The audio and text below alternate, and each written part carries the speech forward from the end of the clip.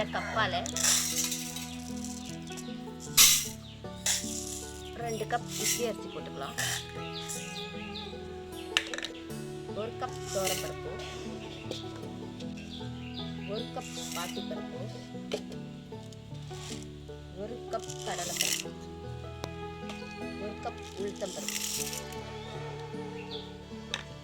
இதெல்லாம் சேர்த்து ஊற வச்சுக்கலாம்.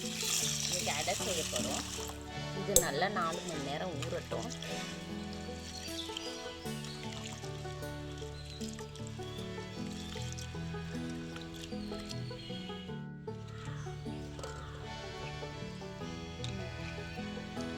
இதை அரிசி உளுந்து அடைக்கி ஊற வச்சுருந்தோம். இதில் 3 காஞ்ச மிளகும் சேர்த்து ஊற வச்சுருந்தேன். இப்போ இதெல்லாம் சேர்த்து அரைச்சிட்டு வந்துடலாம். நல்லா ஊறி இருக்கு.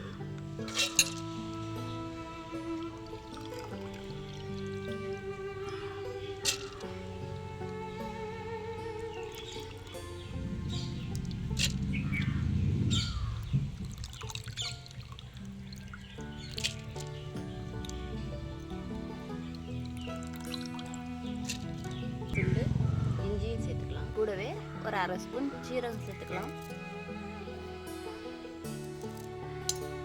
இது இப்போ அரைச்சி எடுத்துகிட்டு வந்துடலாம்.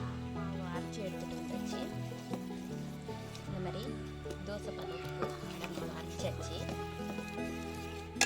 இது கூடவே தேவையான அளவு உப்பு சேர்த்துக்கலாம்.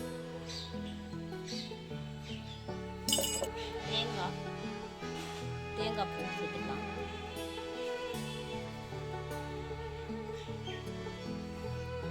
முருங்கைக்கீரையும் இதில் சேர்த்துக்கலாம். இன்றைக்கி நான் கீரை சேர்த்துக்கல. இதில் முருங்கைக்கீரை சேர்த்தா இன்னும் நல்லாயிருக்கும்.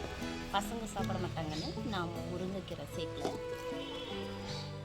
இப்போ நான் ஒரு வெங்காயத்தை நல்லா எண்ணெயில் வதக்கி எடுத்துகிட்டு வச்சுருக்கேன். அதையும் இதை கூட சேர்த்துக்கலாம்.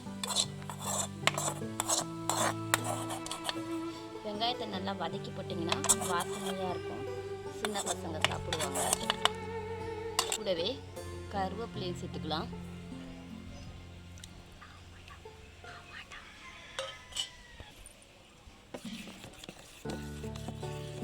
நல்லா கலக்கி விட்டுக்கலாம்.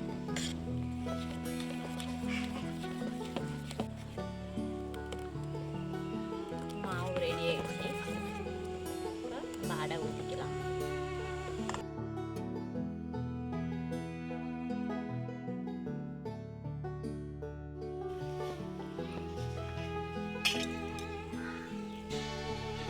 தோசைக்கல் சூடாயிடுச்சு. கொஞ்சமாக எண்ணெய் ஊற்றிக்கலாம்.